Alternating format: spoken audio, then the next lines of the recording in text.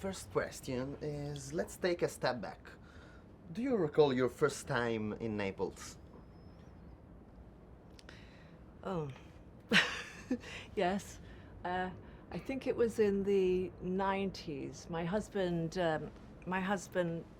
played a concert, and I came for one night. I remember it clearly because it was the night of the Befana, which is my birthday, January the 6th. And I just remember the city being not only alive with fireworks, but it was deafening and joyful. And he played a concert, and then the next morning the streets were full of candy, and it was my birthday, so that was good. So, and where did you get the idea of shooting of a documentary about a city that so many have already tried to describe? Well, I was asked if I wanted to make a documentary about Naples.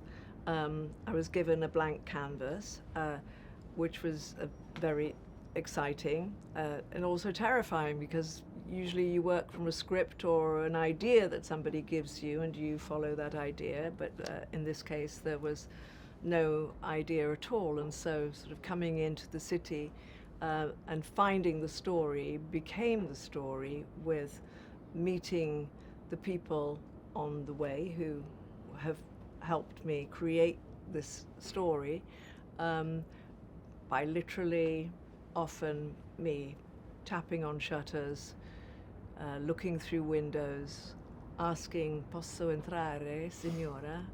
and always being given an affirmative and "Come on in, let's sit down and let's talk." And that really began the story. One of the first people that I met was Don Antonio Loffredo, and he really was my beacon of light that led me to a lot of other people as well.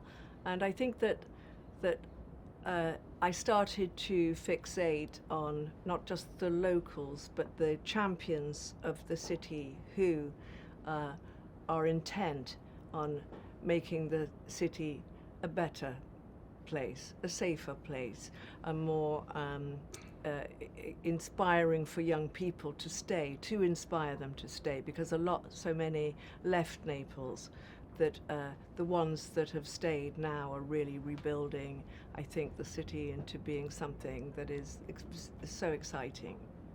So in the movie we see Clementino, Saviano and more.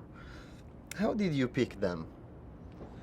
Well, I needed to tell the history of Naples, because without it there can be no film. The history of Naples is profound, 3,000 years, at least 12 conquests, so which has made the city so diverse, and the DNA so rich in the people.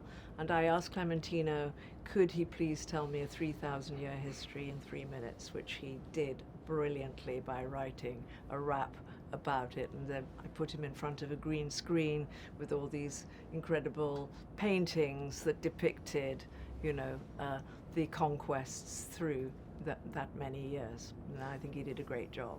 And Saviano, I asked Roberto Saviano would he sit down and interview with me, which he did, and I wasn't so interested in the stories of